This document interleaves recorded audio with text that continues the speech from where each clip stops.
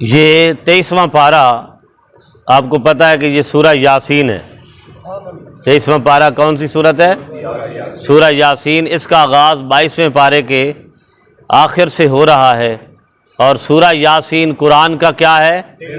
دل ہے، اور قرآن کی دلہن ہے سورہ الرحمن۔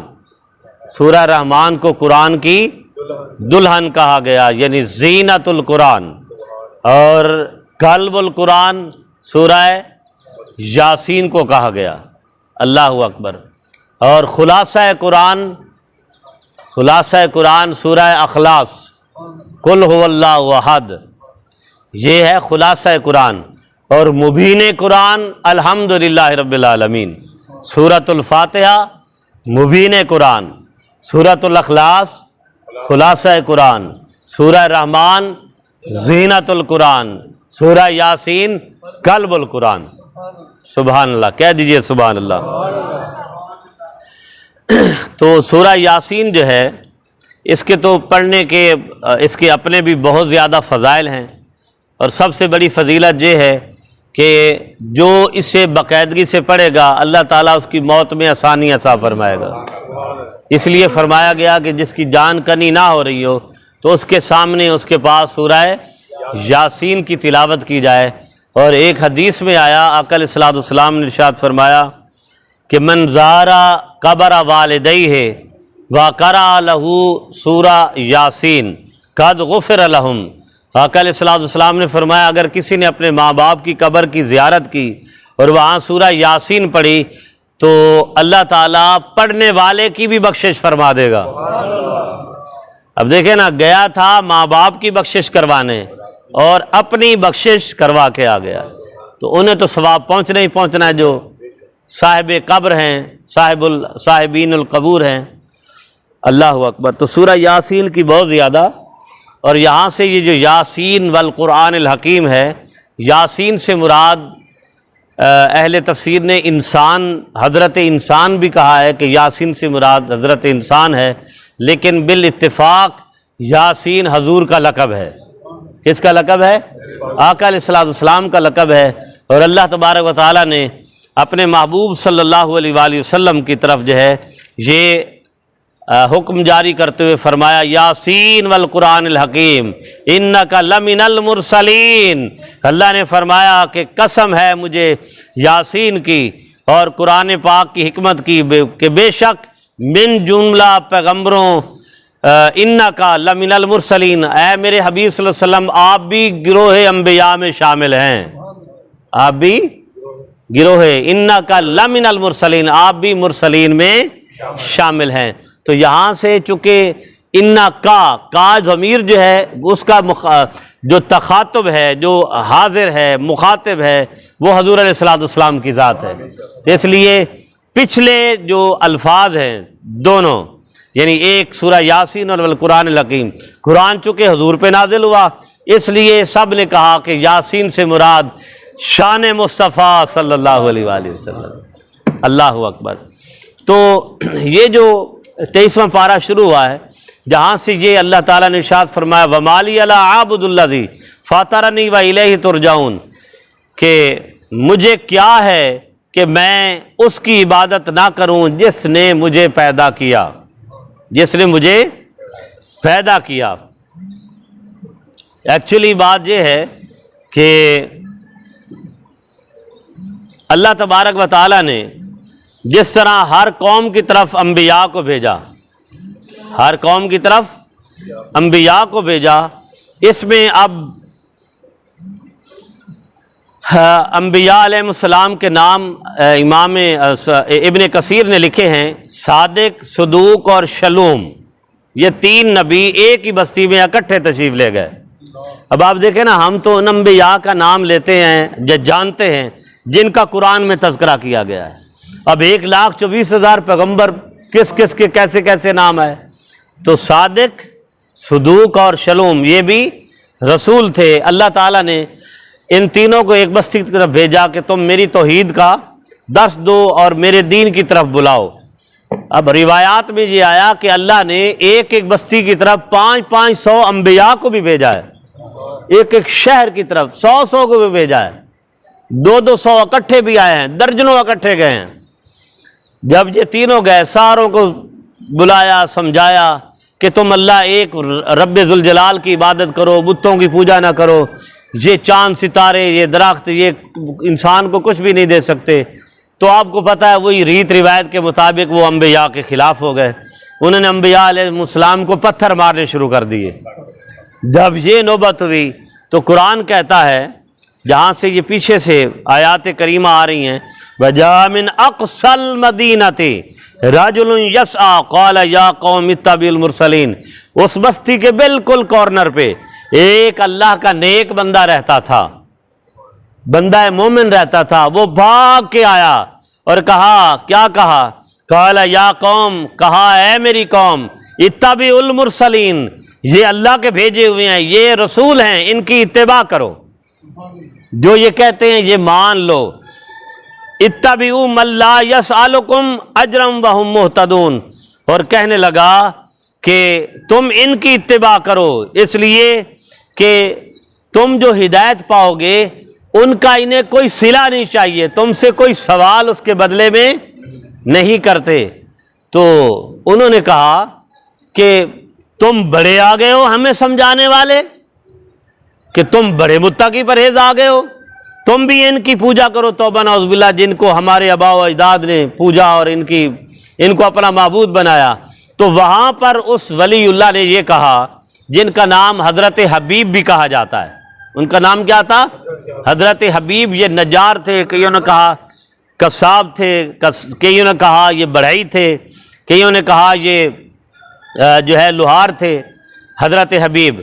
تو انہوں نے جواباً یہ کہا کہ وَمَا لِيَ لَا أَعْبُدُ الَّذِي فَطَرَنِي وَإِلَيْهِ تُرْجَعُونَ، میں تمہاری بات کیوں مانوں، میں تو اس رب کی عبادت کروں گا جس نے مجھے پیدا کیا اور سب نے اس طرف لوٹ کے جانا ہے۔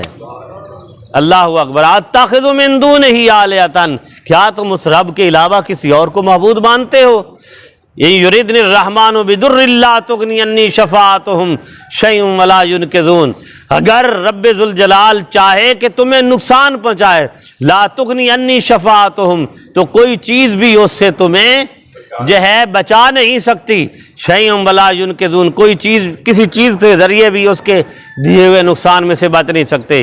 انی ذل فی ضلال مبین انی آمنت بربکم فاسمعون، بے شک انی ذل فی ضلال مبین، میں دیکھ رہا ہوں کہ تم کھلی گمراہی میں ہو، انی آمنت بربکم فاسمعون، تو میں تو اپنے انی آمنت بربکم، میں تو تمہارے رب پر ایمان جو ہے وہ لایا ہوں، فاسمعون جس کو تم سن رہے ہو۔ تو بات یہ ہے، یہ انبیاء علیہ السلام کو حضرت حبیب اجمی نے کہا، حضرت حبیب نے کہا۔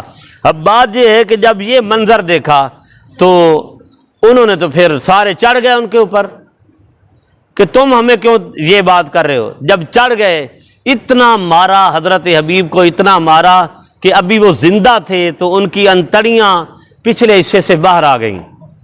اتنی تکلیف ہوئی تو اللہ تعالیٰ نے فوراً فرشتہ بھیجا اور کہا اے حبیب تم نے میری خاطر مار کھائی ہے، دیکھ یہ جنت میں تیرا میں نے محل بنا دیا ہے۔ جب حضرت حبیب نے یہ دیکھا تو دیکھتے ہی، یہ دیکھیں نا قرآن میں آیا قیل ادخل الجنہ، تو جنت میں داخل ہو جا۔ قال یا لیت قومی یعلمون، کہنے لگا میرے اللہ جو تو نے مجھے جنت دکھا دی ہے، کاش یہ میری قوم بھی اسے دیکھ لیتی بما غفر علی ربی، یا اللہ جس وجہ سے تو نے میری بخشش کی ہے، وجعلنی من المکرمین، اور تو نے مجھے اپنے محترم بندوں میں شامل فرمایا ہے۔ یا اللہ اگر یہ میری قوم بھی سمجھ جاتی تو میرے لیے بہت بڑی کامیابی تھی۔ اور حضور علیہ السلام نے فرمایا وہ بندہ مجتبی مار بھی کھا رہا تھا اور اپنی قوم کی ہدایت کی دعا بھی کر رہا تھا۔ حالانکہ اکثر یہ ہوتا ہے کہ جس کو تکلیف ہو، پریشانی ہو، وہ ان کے لیے بد دعا کرتا ہے، مگر آخری سانس تک وہ کہتا رہا یا اللہ انہیں ہدایت عطا فرما، یا اللہ ان کو جہنم سے بچا لے، یا اللہ ان کو جنتی بنا لے، یا اللہ ان کو جنتی بنا لے۔ تو اب آپ یہ دیکھ لیں حضرت عیسیٰ علیہ السلام کا وہ امتی تھا جی، اور ان انبیاء کا امتی تھا کہ جو حضور کے سوا تشریف لے آئے، لیکن اللہ تعالیٰ نے اس کا ذکر بھی قرآن میں فرما دیا، کیونکہ اس نے اس کی خاطر جان دی، اس کی محبت میں جان دی، اس کے دین کے لیے جان دی۔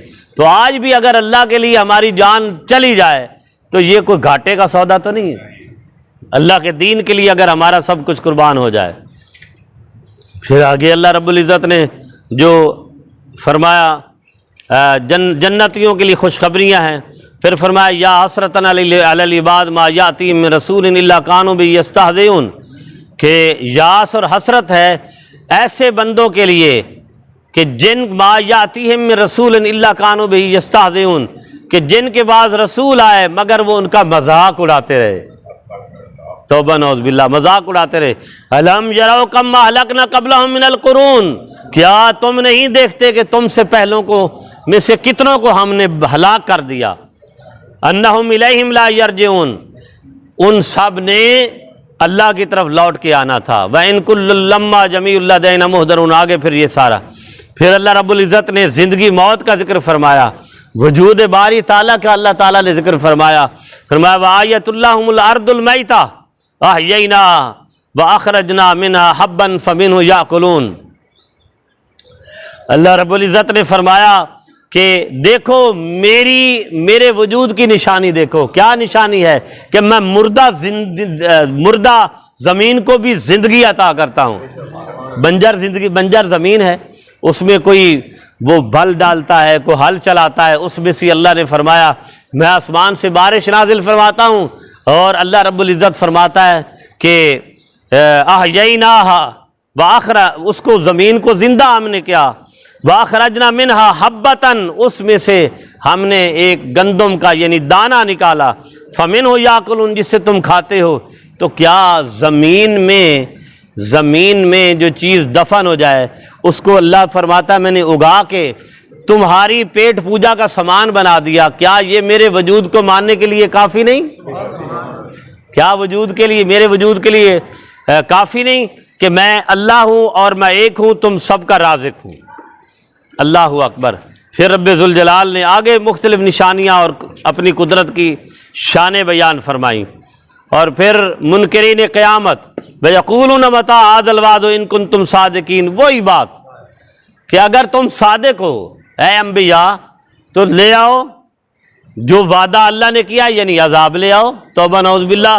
رب فرماتا مَا يَنظُرُونَ إِلَّا صَيْحَةً وَاحِدَةً، وہ نہیں دیکھیں گے مگر ایک چیخ آئے گی ایک ہی مرتبہ، تَأْخُذُهُمْ وَهُمْ يَخِصِّمُونَ، جو انہیں پکڑ لے گی، وہ چیخ کا انتظار نہ کریں، انہیں پکڑ لے گی، اور حالانکہ وَهُمْ يَخِصِّمُونَ، باہم لڑ رہے ہوں گے کہ کاش ہم اس وقت نبیوں کی بات مان لیتے۔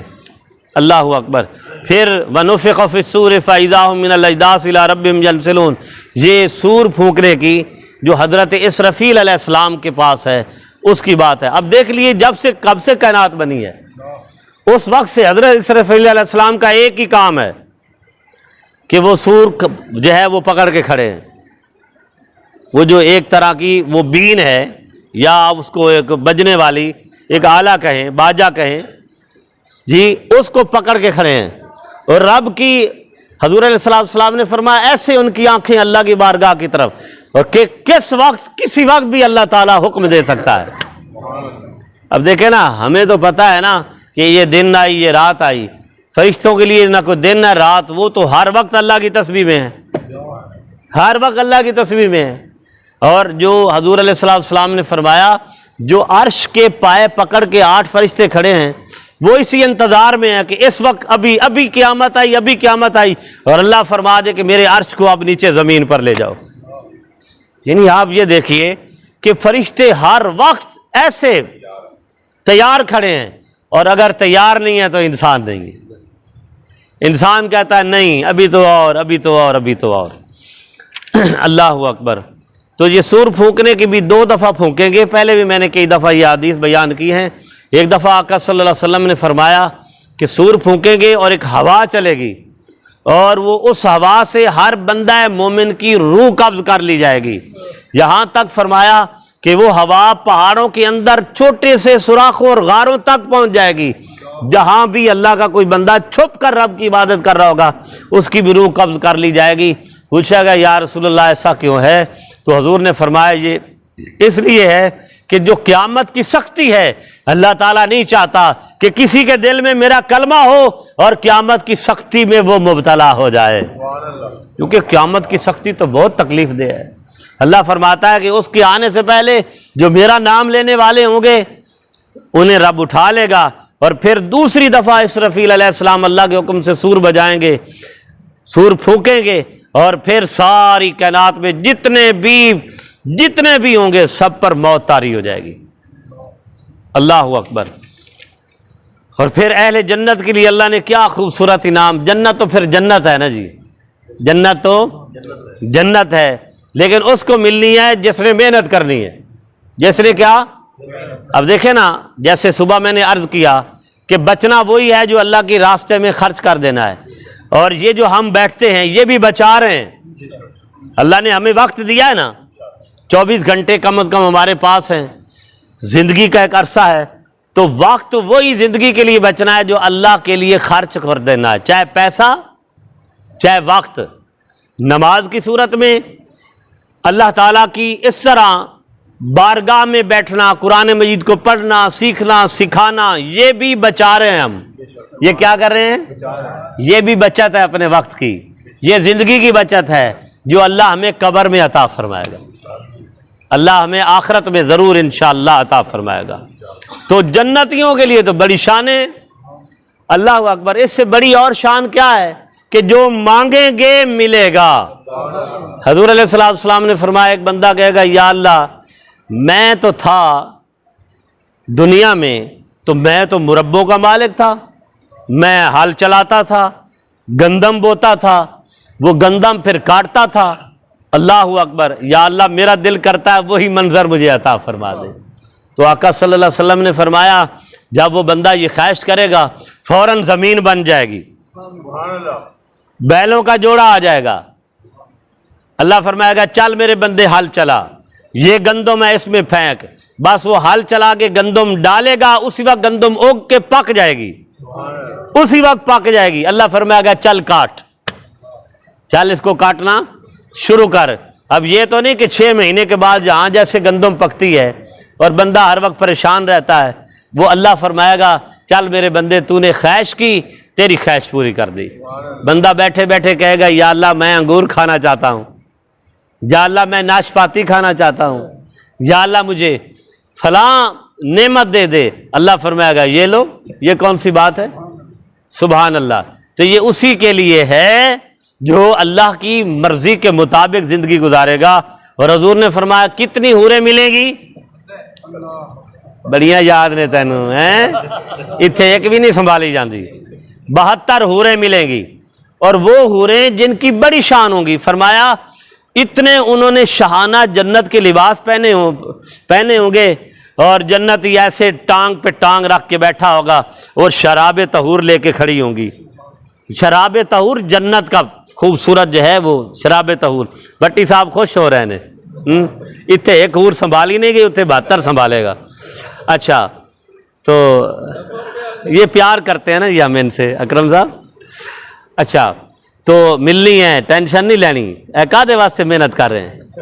حضور علیہ السلام نے فرمایا کہ اگر تم اللہ سے مانگو تو یہ کہو گے یا اللہ یہ تیری نعمت ہے میں نے لینی ہے تو عطا فرما، تو ہم یا اللہ تیری جنت کے طلبگار ہیں تو ہمیں عطا فرما۔ تو 72 حوریں ان کے لباس سے ان کے جسم جھلک رہے ہوں گے، خدمت پر مامور ہوں گی۔ اور میرے استاد محترم قبلہ مفتی صاحب فرمایا کرتے ہیں، عبد القیوم خان ہزاروی صاحب، کہ جنہوں نے اللہ کی خاطر زندگی گزاری انہیں ملیں گی 72 حوریں، اور جنہوں نے نافرمانی کی انہیں ملیں گے 72 حوریں، استغفر اللہ العظیم، گھوسے ملیں گے۔ تو اللہ تعالیٰ کی شان ہے۔ ایک صحابی نے کہا یا رسول اللہ، کہہ دیا، یہ مسلم شریف کی حدیث ہے، یا رسول اللہ یہاں ایک تو قابو نہیں آتی تو کیا 72 ہم سنبھال لیں گے؟ مسلم شریف کی حدیث ہے، یہی کتاب الخلق غالباً۔ تو آقا صلی اللہ علیہ وسلم نے فرمایا اے میرے پیارے صحابی پریشان نہ ہو، اللہ 72 کے مطابق طاقت عطا فرما دے گا، ان کے مطابق طاقت عطا فرما دے گا۔ اللہ اکبر، انہوں نے ہم سے کوئی کپڑے تھوڑے مانگنے ہیں یا کہنے ہیں کہ ہمیں بازار لے جاؤ، بلکہ آقا صلی اللہ علیہ وسلم نے فرمایا وہاں جیسے یہاں جمعہ ہے نا، جنت میں بھی جمعہ بازار لگا کرے گا، جنت میں جمعہ بازار لگا کرے گا، اور اس جمعہ بازار میں یہ نہیں ہوگا کہ ہم نے وہاں کوئی یہ کپڑے خریدنے ہیں یا گھر کی اشیاء، نہیں، جمعہ بازار اس لیے لگا کرے گا وہاں اللہ کی حسین و جمیل نعمتیں ہوں گی اور خوبصورت مخلوق ہوگی، اور اس جمعہ بازار میں اللہ تعالیٰ اپنی زیارت بھی عطا فرمائے گا حدیث میں، اور جب واپس آئے گا نا جنتی جمعہ بازار دیکھ کے تو حوریں کہیں گی کہ اے صاحب جنت، تم گئے تھے تو اتنے خوبصورت نہ تھے، آئے ہو تو تمہاری خوبصورتی پہلے سے بھی دوبالا ہو گئی ہے۔ وہ کہے گا کہ آج رب کا میں دیدار کر کے آیا ہوں، آج میں اپنے رب کا دیدار کر کے آیا ہوں۔ اللہ اکبر، کیا بات! یہ بڑے بڑے آگے انعامات ہیں، لیکن آگے پھر ہم بڑھتے ہیں۔ پھر اللہ تعالیٰ نے فرمایا وَمَن نُعَمِّرْهُ نُنَكِّسُ فِي الْخَلْقِ، جسے ہم عمر زیادہ دیتے ہیں اسے ہم تخلیق کی طرف جو ہے موڑ دیتے ہیں۔ یعنی جیسے بچہ پیدا ہوتا ہے نا تو کمزور ہوتا ہے نا، خود کھا نہیں سکتا، خود پی نہیں سکتا، خود پہن نہیں سکتا، ماں کھلاتی ہے، ماں پہناتی ہے، سارا کچھ ہوتی ہے۔ جیسے عمر زیادہ ہوتی ہے نا علامہ حبیب گل صاحب، اسی طرح بندے کے اندر وہ کمزوریاں بھی آ جاتی ہیں۔ بچے میں چڑچڑا پن ہوتا ہے، بزرگ میں بھی ہوتا ہے۔ بچے میں ضد ہوتی ہے، بولیے، بزرگ میں بھی ضد زیادہ آ جاتی ہے۔ بچہ بھی چاہتا ہے کہ میں یہاں بیٹھا ہوں مجھے سارا کچھ دے دے، اور بزرگ بھی کہتا ہے کہ میں نے اولاد کو پالا مجھے کیوں نہیں کھلاتے پلاتے۔ یہ اللہ کی طرف سے، یہ فطری چیز ہے۔ یہ کیا ہے؟ فطری چیز ہے۔ فرمایا وَمَن نُعَمِّرْهُ، جس کو ہم عمر زیادہ دیتے ہیں، نُنَكِّسُ فِي الْخَلْقِ، تو اللہ رب العزت نے ارشاد فرمایا پھر اسے ہم پیدائشی حالت کی طرف موڑ دیتے ہیں۔ اللہ اکبر۔ تو اسی لیے فرمایا نا اُفٍ وَلَا تَنْهَرْهُمَا، اپنے ماں باپ سے اف بھی نہ کرو، کیونکہ اب اکثر ہم دیکھتے ہیں نا، میرے بھی ماں باپ، آپ کے بھی، جس کے میری دعا ہے کہ جن کے دنیا سے چلے گئے اللہ انہیں جنت عطا فرمائے، اور جن کے زندہ ہیں ان اولادوں کو ماں باپ کی خدمت کی توفیق عطا فرمائے۔ تو والدین میں ایک، اب یقین کریں میں جس سٹیج پہ پہنچ جاؤں، آپ میں سے کوئی جس سٹیج پہ پہنچ جائے، ماں باپ کے لیے تو بچے ہیں، انہوں نے تو اسی ٹون میں بلانا ہے، اسی ٹون میں بلانا ہے۔ تو ان کو یہ سمجھیں کہ اب جیسے میں بچہ تھا اور انہوں نے میرا لاڈ، میرا پیار، مجھے ناز و نام، میری ہر ضد، میری ہر خواہش، میری ہر اکڑ، میری ہر جو ہے وہ بے ادبی انہوں نے برداشت کی، تو اللہ تعالیٰ معاف فرمائے والدین میں اتنی تو زیادہ نہیں ریئیکشن آتے، لیکن چھوٹی موٹی اگر ان میں چیز آتی ہے تو اللہ تعالیٰ ہمیں وہ برداشت کرنے کی توفیق عطا فرمائے۔ اللہ اکبر۔ پھر اللہ رب العزت نے یہ سبحان اللہ وہی بات جو بار بار میں نے سورہ یاسین کی بیان بھی کی کہ اللہ تعالیٰ فرماتا ہے قل من یحیی العظام وہی رمیم۔ یہ وائل بن یہ آس بن وائل یہ یہودی تھا، یہ بھی آ گیا تھا ایک ہڈی پکڑ کے، کہنے لگا یا محمد بتاؤ یہ جو ہڈیاں ہیں یہ زندہ ہوں گی؟ یہ کیسے ہوں گی؟ اللہ نے قرآن نازل فرما دیا قل یحییھا الذی انشأھا اول مرۃ وہو بخلق عظیم، کہ اللہ تعالیٰ نے فرمایا میرے حبیب صلی اللہ علیہ وآلہ وسلم وہو بکل خلق علیم، وہو بکل خلق علیم، میرے حبیب نے فرما دے میں نے تو پیدا کیا تو کچھ بھی نہیں تھا تو میں نے پیدا کر دیا، اب تو کچھ نہ کچھ ہے تو میرے لیے پیدا کرنا کون سی مشکل بات ہے۔ پھر اللہ تعالیٰ نے آسمان زمین کی بات فرمائی، پھر آگے سورہ صافات شروع ہو جاتی ہے، اور سورہ صافات کے بارے میں آقا صلی اللہ علیہ وسلم نے فرمایا وَالصَّافَّاتِ صَفًّا فَالزَّاجِرَاتِ زَجْرًا فَالتَّالِيَاتِ ذِكْرًا إِنَّ إِلَٰهُكُمْ لَوَاحِدٌ رَبُّ السَّمَاوَاتِ وَالْأَرْضِ۔ اچھا اب آپ یہ دیکھیے قرآن کا ترنم کیسا ہے، وَالصَّافَّاتِ صَفًّا فَالزَّاجِرَاتِ زَجْرًا وَالتَّالِيَاتِ ذِكْرًا۔ جب یہ قرآن کی یاد نازل ہوتی نا تو توبہ نعوذ باللہ یہ لوگ حضور علیہ السلام کو کہتے دیکھو یہ پڑھ رہا ہے یہ شاعر ہے، کیونکہ شاعر جو ہے وہ ردیف قافیہ کا خیال کرتا ہے نا، ردیف جو بار بار الفاظ لوٹتے ہیں اور قافیہ جو ہے جو بالکل ایک انترے پہ ایک وزن پہ آتی ہے سارا، تو کہتے یہ دیکھو اذا السماء انفطرت وَإِذَا الْكَوَاكِبُ انتَثَرَتْ وَإِذَا الْبِحَارُ فُجِّرَتْ وَإِذَا الْقُبُورُ بُعْثِرَتْ. کیا شان ہے. اللہ نے فرمایا یہ شاعر کا کلام نہیں ہے، یہ اس رب ذوالجلال کا کلام ہے کہ جس نے پڑھنے والے پر بھی سحر کر دیا ہے اور پڑھانے والے پر بھی سحر کر دیا ہے. سبحان اللہ، کیا مٹھاس ہے. اور رب قرآن کے حافظ کو، حافظ قرآن کو کہے گا اے حافظ قرآن پڑھتا جا اور جنت.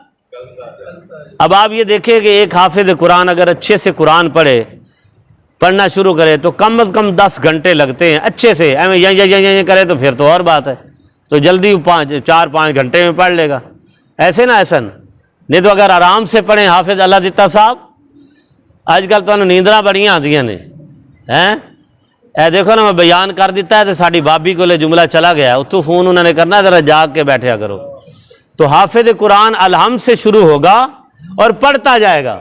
اے دیکھو میسج بھی آ گیا، پڑھتا جائے گا. اللہ فرمائے گا حافظ قرآن الحمد سے شروع کر والناس تک، جہاں جنت میں پڑھتا، جہاں والناس ختم ہوگی وہ ساری تیری جنت ہے.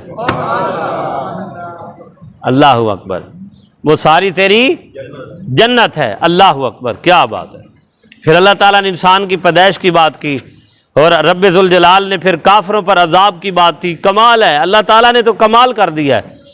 پھر اہل جنت حیات دنیا کے ذکر کریں گے. یہ وہی باتیں آ گئی. جنتی کہیں گے یا اللہ میں تو ٹھنڈی ٹھنڈی درختوں کی، نیم کے درخت کے چھاؤں میں سویا کرتا تھا. اللہ اکبر، میں تکیے لگا کے سویا کرتا تھا، میں تو لسی پیا کرتا تھا، میں یہ کرتا تھا. اللہ فرمائے گا تو مانگ تو صحیح، تو مانگ، سب کچھ تجھے عطا کروں گا. بشیر صاحب کہیں گے یا اللہ میں تو مرچاں ویچدا سی اتنے. بٹی صاحب کہیں گے میں تو یا اللہ چکی لائی ہوئی سی. اللہ فرمائے گا یار دیکھ لے کام بڑا اوکھا ہی، ضروری اوکھا کام کرنا. اللہ اکبر. تو اللہ تعالیٰ کی یہ ساری نعمتیں، اور توبہ نعوذ باللہ اللہ تعالیٰ محفوظ فرمایا. آگے فرمایا ذالک خیر نزلا ام شجرۃ الزقوم. آگے زقوم کے درخت کی بات اللہ تعالیٰ نے فرمائی. جس طرح شجرہ توبہ ہے نا، حضور نے فرمایا ایک دفعہ سبحان اللہ کرو تو جنت میں ایک درخت لگ جاتا ہے جس کا نام ہے شجرہ توبہ. شجرہ توبہ، حضور نے فرمایا وہ جو جنت کا درخت ہے نا شجرہ توبہ درخت، وہ اتنا بڑا ہے کہ اگر تیز ترین گھوڑا ہو اور کوئی 100 سال دوڑاتے رہے تو پھر بھی وہ درخت ختم ہونے کو نہ ہے. تو اب آپ دیکھ لیں کہ زندگی میں ہم نے کتنی مرتبہ سبحان اللہ کہا ہوگا اور کتنے درخت لگ جائیں گے. اس طرح شجرہ زقوم اللہ تعالیٰ نے فرمایا، شجرہ زقوم اللہ تعالیٰ ہمیں محفوظ فرمایا وہ جہنمیوں کے لیے درخت ہے. ایک حدیث میں آیا کہ وہ آگ کا درخت ہے کہ جب جہنمی کہیں گے یا اللہ ہمیں بھوک لگی ہے تو اس کی ٹہنیاں توڑ کے جب ان کے منہ میں ڈالی جائیں گی تو ان کے منہ کو آگ لگ جائے گی. ایک فرمایا کہ جو جہنمیوں کے جسموں سے جب جلیں گے، گلیں گے، سڑیں گے تو ان کی جو پیپ ہوگی، توبہ نعوذ باللہ، اس کا وہ درخت ہے، اور وہی پیپ ان کو جب پلائی جائے گی تو ان کے ہونٹ پیٹوں تک لمبے ہو جائیں گے. یہ شجرہ زقوم ہے. پھر ایک حدیث میں آیا کہ اس کے وہ کانٹوں دار درخت ہے، کانٹوں دار، کہ جب وہ جہنمی کہیں گے کہ یا اللہ ہمیں پیاس لگی ہے، یا اللہ پیاس لگی ہے، جو اوپر دروغے کھڑے ہوں گے عذاب کے انہیں کہیں گے ہمارے لیے پانی لے آؤ، تو وہ کہیں گے لے آتے ہیں. تو اس شجرہ زقوم کے وہ ٹہنیاں جو ہوں گی وہ پانی کے طور پر پلائی جائیں گی تو اس کے کانٹے ان کے منہ میں چبھ جائیں گے. اللہ تعالیٰ ہمیں شجرہ زقوم سے محفوظ رکھے اور شجرہ توبہ عطا فرمائے. اور بھی اس کی کافی تفاصیل ہیں. ہم آگے بڑھ رہے ہیں اور اختتام کی طرف جا رہے ہیں. پھر حضرت ابراہیم علیہ السلام کا اللہ نے ذکر فرمایا ہے ان کے کہ جیسے انہوں نے بتوں کو توڑا، اور اس کے بعد پھر اللہ رب العزت نے جو ہے حضرت موسیٰ اور ہارون علیہ السلام کا ذکر فرمایا ہے، حضرت الیاس علیہ السلام کا ذکر فرمایا ہے. یہ حضرت الیاس کی بات کر کے انشاءاللہ ہم پھر دعا کرتے ہیں. ٹھیک ہے جی. سبحان اللہ. حضرت الیاس علیہ السلام کو کہتے ہیں کہ انہی کا نام ہی ادریس تھا، ادریس علیہ السلام تھا. تو بعض کہتے ہیں کہ یہی حضرت ادریس تھے. لیکن وَإِنَّ إِلْيَاسَ لَمِنَ الْمُرْسَلِينَ، الیاس علیہ السلام بھی انبیاء علیہ السلام کے گروہ میں تھے۔ ان کے بارے میں یہ آتا ہے کہ ان کے بادشاہ نے ان کی دعوت کو قبول کر لیا، لیکن وہ پھر مرتد ہو گیا۔ بادشاہ جب مرتد ہو گیا تو لوگ تو پہلے ہی مرتد تھے اور لوگ جو ہے وہ کفر کرتے تھے، تو اس نے جو ہے سرکشی کی اور ایمان لانے سے انکار کر دیا۔ حضرت ادریس علیہ السلام نے بد دعا کی، اور اس بد دعا کے صلے میں 3 سال تک اس ملک میں بارش نہیں ہوئی۔ اب جہاں بارش، اب دیکھیں نا آج کل تو بجلی ہے، سسٹم ہے، کنویں اس وقت ہوتے تھے، آج خیر نہیں، تو اس وقت کنویں تو ہوتے تھے لیکن کنویں خال ہوتے تھے۔ بارش ایک بہت بڑا ذریعہ ہے پانی کا، جب بارش نہ ہوئی تو جانور مرنے لگے، انسان مرنے لگے۔ بادشاہ نے کہا ادریس علیہ السلام آپ دعا فرمائیں، آپ کیا کریں، ہمارے لیے دعا فرمائیں، ہم سارے مسلمان ہو جائیں گے۔ اب اللہ کا نبی تو حریص ہوتا ہے، دعا گو ہوتا ہے، اللہ کی بارگاہ میں اجتماع کرتا ہے کہ یا اللہ میری قوم ہدایت یافتہ ہو جائے۔ تو حضرت ادریس علیہ السلام نے جو ہے پھر دعا کی، اللہ نے اتنی بارش برسائی کہ ہر طرف پانی پانی ہو گیا۔ تو جب ساری بارش برسی تو انہوں نے کہا نہیں جی ہم تو ایمان نہیں لائیں گے، توبہ نعوذ باللہ۔ تو اب حضرت جو کفر پر اڑ گئے، یہ حالت دیکھ کر اللہ تعالیٰ سے دعا کی کہ یا اللہ اب مجھے تو اپنی طرف اٹھا لے، اللہ اکبر، اپنی طرف اٹھا لے۔ حضرت الیاس علیہ السلام کی اللہ نے یہ دعا قبول کی، اور دیکھا کہ ایک فرشتہ ہے جو نور کا ہے، اپنے پر پھیلائے کھڑا ہے، تو زندہ ہی ان کے پروں پر بیٹھے، اور وہ فرشتہ اللہ کی بارگاہ میں ادریس علیہ السلام کو لے گیا۔ وما علیہ الا البلاغ۔